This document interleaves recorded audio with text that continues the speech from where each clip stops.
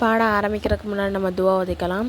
ரப்பி ஷ்ரஹ் லி சத்ரி வயஸ்ஸிர் லி அம்ரி வஹ்லுல் உக்தத்தம் மின் லிசானி யஃப்கஹு கௌலி ரப்பி ஸித்னி இல்மா ரப்பி ஸித்னி இல்மா ரப்பி ஸித்னி இல்மா. பாடம் 5 சூரா இஹ்லாஸின் சிறப்பு. அனஸ் ரலியல்லாஹு அன்ஹு வந்து சொல்கிறாங்க, ஒரு தடவை ஒருத்தவர் வந்து நபிகிட்ட வந்து சொல்கிறாங்க, யாரை சொல்ல எனக்கு இந்த சூறாவின் மீது எனது அதிகமான பிரியம் இருக்குது அப்படின்னு சொல்கிறாங்க. உடனே நபிசாசன் சொல்கிறாங்க, நீங்கள் வந்து இந்த சூறாவின் மீது கொண்டுள்ள பிரியம் வந்து உங்களை எங்கே கொண்டு போய் சேர்க்கும் அப்படின்னு சொன்னால் சொர்க்கத்துக்கு போய் உங்களை சேர்க்கும் அப்படின்னு சொல்கிறாங்க. இன்னொரு ஹதீஸில் வந்து ஒரு தடவை ரசூல்லா என்ன பண்ணுறாங்கன்னா தோழர்கிட்ட சொல்கிறாங்க, எல்லாரும் ஒன்று சேருங்க அப்படின்னு சொல்கிறாங்க. அதோட எல்லாரும் வந்து என்ன பண்ணுறாங்கன்னா ஒன்று முடிந்தவங்க ஒன்று சேர்ந்துடுறாங்க. சரிங்களா? ஒன்று சேர்ந்ததுக்கப்புறம் ரசூல்லா என்ன பண்ணுறாங்கன்னா உங்களுக்கு வந்து குரானில் 1/3 பாகத்தை ஓதி காட்டுறேன் அப்படின்னு சொல்கிறாங்க. சரிங்களா? அப்படின்னு சொல்லிட்டு என்ன சூறா ஓதி காட்டுறாங்க அப்படின்னு சொன்னால் சூரா இஹ்லாஸை வந்து ஓதி காட்டுறாங்க. மேலும் அந்த சூறாவில் வந்து இந்த சூறா வந்து குரானில் வந்து எனது 1/3 பாகத்துக்கு சமம் அப்படின்னு சொல்கிறாங்க. சரிங்களா? சூரத்துல் இஹ்லாஸ். பிஸ்மில்லாஹிர் ரஹ்மானிர் ரஹீம். قل هو الله أحد الله الصمد لم يلد ولم يولد ولم يكن له كفوا أحد. நபியே நீங்கள் கூறுங்கள், அல்லாஹ் ஒருவன்தான், அல்லாஹ் தேவையற்றவன், அவன் பெறவும் இல்லை பெறப்படவும் இல்லை, இன்னும் அவனுக்கு ஒப்பாக எனது எதுவுமே கிடையாது. சூரா இஹ்லாஸுடைய ரத்தின உபதேசம் என்ன அப்படின்னு நம்ம பார்த்தோம் அப்படின்னு சொன்னால், இஸ்லாமுடைய மார்க்கத்துடைய மெயின் விஷயமே என்ன அப்படின்னு சொன்னால் ஓரிரு கொள்கை, அதாவது ஒரே ஒரு இறைவன் தான் அப்படின்னு ஈமான் கொள்றதான். சரிங்களா? அதனால்தான் இது என்ன பண்ணுது, இதர மதத்திலிருந்தும் தனித்துவமாக நம்மளுடைய மார்க்கம் இருக்குது. இந்த சூறா முழுவதிலும் என்னது ஓரிரு கொள்கை மட்டும்தான் சொல்லக்கூடியதாக இருக்குது. மேலும் அல்லாஹ்வுடைய சில தன்மைகளும் என்னது இதில் விவரிக்கப்பட்டிருக்கு. சரிங்களா? அதாவது அவன் வந்து பிறக்கவும் இல்லை, அவனால் யாரும் என்னது பெக்கவும் இல்லை. சரிங்களா? இதுதான் அவனுடைய தன்மைகளை வந்து விவரிக்கக்கூடியதாக இருக்குது. அல்லாஹ் ஒருவன் மட்டும்தான், அவனுக்கு எந்த ஒரு தேவையுமே கிடையாதுன்னு அதில் விவரிக்கக்கூடியதாக அந்த சூறாவில் இருக்குது.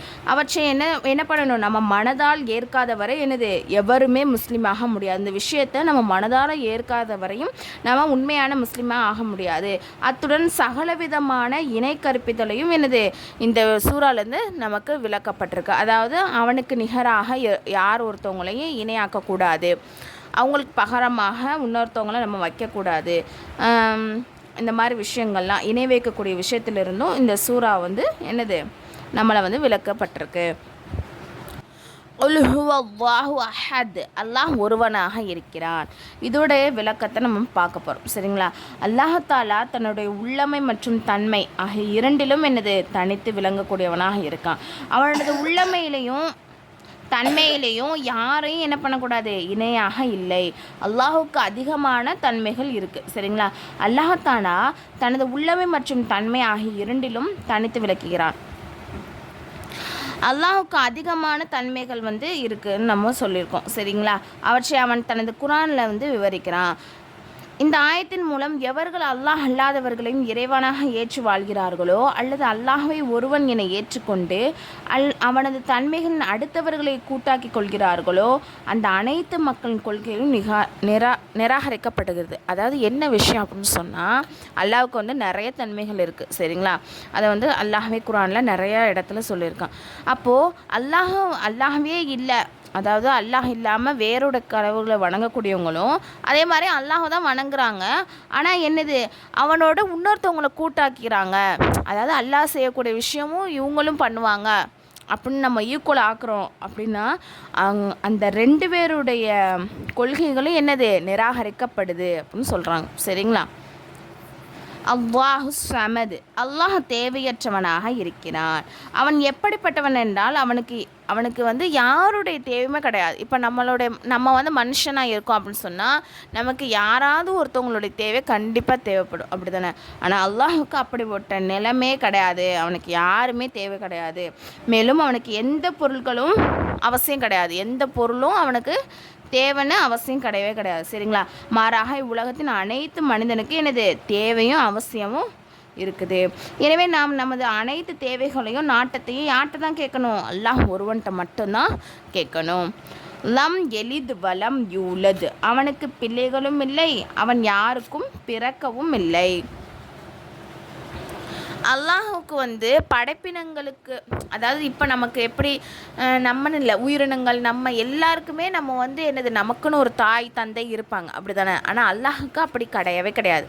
அவனை யாருமே என்னது பெக்கலை, சரிங்களா. அதனால் அவனுக்கு எந்த ஒரு தாய் தந்தையும் இல்லை. மகன் அதே மாதிரி அவனும் யாரையும் என்னது பெற்றுக்கலை, அதாவது மகன்களோ யாருமே கிடையாது. ஏன்னா அவன் தானே இறைவன், அவன் தானே எல்லாத்தையும் படைச்சிருக்கான். அப்போ அந்த தேவையெல்லாம் அவனுக்கு தேவைப்படாது. இப்போ நம்ம மனுஷனாக இருக்கனால இப்போ நம்ம வளரணும், நம்மளை பாதுகாக்கணும் அப்படின்னு சொன்னால் நம்ம வாப்பாவோ தந்தையோ தாயோ அதே மாதிரி உற்றார் உறவினர்களோ நம்ம தேவைப்படும். அதே மாதிரி நம்ம வளர்ந்ததுக்கப்புறம் நம்மளை பார்த்துக்கிறதுக்கு என்னது நமக்கு குழந்தைகள் தேவைப்படும். நமக்கு தேவை இருக்கனால நமக்கு இவங்களாம் தேவைப்படுவாங்க. ஆனால் இறைவன் அப்படி கிடையாது. அவனுக்கு எந்த ஒரு தேவையுமே கிடையாது, எந்த பொருள் அவனுக்கு வேணும்னா அவசியமும் கிடையாது, சரிங்களா. அதனால் அதுக்கு தான் இந்த சூரா சொல்ல லம் எலித் வலம் யூலத். அவன் என்னது அவன் முற்றிலுமே என்னது தனித்தவன் தான், சரிங்களா. அவனுக்கு நிகராக யாருமே கிடையவே கிடையாது. அதே மாதிரி இந்த ஆயத்தின் மூலம் எவர்கள் ஈசா அலைஹிஸ்ஸலாம் அவர்களையோ அல்லது வேறு யாரையோ அல்லாஹின் மகன் என்று நம்புகிறார்களோ அல்லது வானவர்களை அல்லாஹ்வின் மகன்கள் என்று நம்புகிறார்களோ அவர்களும் என்னது அவங்களுடைய நம்பிக்கை என்னது நிராகரிக்கப்படுது. அதாவது சில பேர் சொல்லுவாங்க இல்லையா, ஈசா நபி அவங்களுடைய மகன். அப்புறம் வந்து சில பேர் வந்து வானவர்கள் வந்து அல்லாஹுடைய மகள்கள், இந்த மாதிரி சொல்கிற விஷயங்கள்லாம் அவங்களுடைய கொள்கை என்னது நிராகரிக்கப்படுது. தப்பான கொள்கையில் அவங்க இருக்கிறாங்க, சரிங்களா. அதே மாதிரி நம்ம வழக்கத்தில் ஒரு விஷயம் சொல்லுவாங்க இல்லையா, இவன் வந்து அல்லாஹ் விட்டு பிள்ளை அப்படின்னு சில பேர் சொல்லுவாங்க. அந்த மாதிரி சொல்கிறதும் தவறான ஒரு சொல் தான். ஆனால் நம்ம சர்வசாதாரணமாக நம்மளுடைய வலம் யகுல்லஹு குஃப்வன் அஹத், மேலும் அவனுக்கு ஒப்பாக என்னது யாருமே கிடையவே கிடையாது. அல்லாஹ் தஆலா ஒருவனும், அவன் வந்து ஒருவனவும் தனித்தவனாகவும் இருக்கிறான். அவனுடைய உள்ளமை மற்றும் தன்மையில் எவருக்கும் எனது இணையே இல்லை, துணையும் கிடையாது. எல்லாம் வல்ல அல்லாஹ் தம் எல்லோருக்கும் அவனது அனைத்து தன்மைகள் மீதும் முழுமையாக நம்பிக்கை வைக்க அருள் புரிவானாக. இப்போது மற்ற மதத்துலலாம் என்ன சொல்லுவாங்க அப்படி சொன்னால், பணம் கொடுக்கறதுக்கு ஒரு கடவுள், மழை பெய்ய வைக்கிறதுக்கு ஒரு கடவுள், அப்புறம் வந்து பாதுகாக்கிறதுக்கு ஒரு கடவுள், இந்த மாதிரி ஒவ்வொரு விஷயத்துக்கும் ஒவ்வொரு கடவுள் வந்து வணங்கக்கூடியவங்களாம் இருப்பாங்க. ஆனால் நம்மளுடைய இஸ்லாத்துடைய மார்க்கத்தில் அப்படி கிடையவே கிடையாது. அல்லாஹ் ஒருவன் மட்டும்தான், அவன் தான் எல்லாத்துக்குமே எல்லாமே தரக்கூடியவனாக இருக்கான், சரியா. அதுக்கு தான், சரிங்களா. அவனுக்கு துணையே யாரும் கிடையாது, அவனுக்கு இணையாகவும் யாருமே கிடையவே கிடையாது, சரிங்களா. இந்த பாடத்துடைய கொஷின் என்ன அப்படின்னு சொன்னால், சூரா இஹ்லாஸுடைய சிறப்பை கூறுக. சூரா இஹ்லாஸின் என்ன விவரிக்கப்பட்டுள்ளது? குல் ஹுவல்லாஹு அஹத், இதில் எந்த மக்களின் கொள்கைகள் விளக்கப்பட்டுள்ளது? அல்லாஹுக்கு பிள்ளைகள் உள்ளனரா? அவனுடைய உள்ளமை மற்றும் தன்மையில் யாரும் இணையாக உள்ளனரா? இது ஃப்ரீ முஅல்லமா கோர்ஸ். இதில் வந்து 1 இயர் கோர்ஸ். இதில் வந்து ஜாயின் பண்ண விருப்பம் உள்ளவங்க கீழே நான் டிஸ்கிரிப்ஷனில் வந்து டெலகிராம் லிங்க் வந்து கொடுத்துருக்கேன், அதில் வந்து ஜாயின் பண்ணிக்கோங்க. அதில் வந்து இன்னும் சில டீட்டெயில்ஸ்லாம் கொடுத்துருக்கேன்.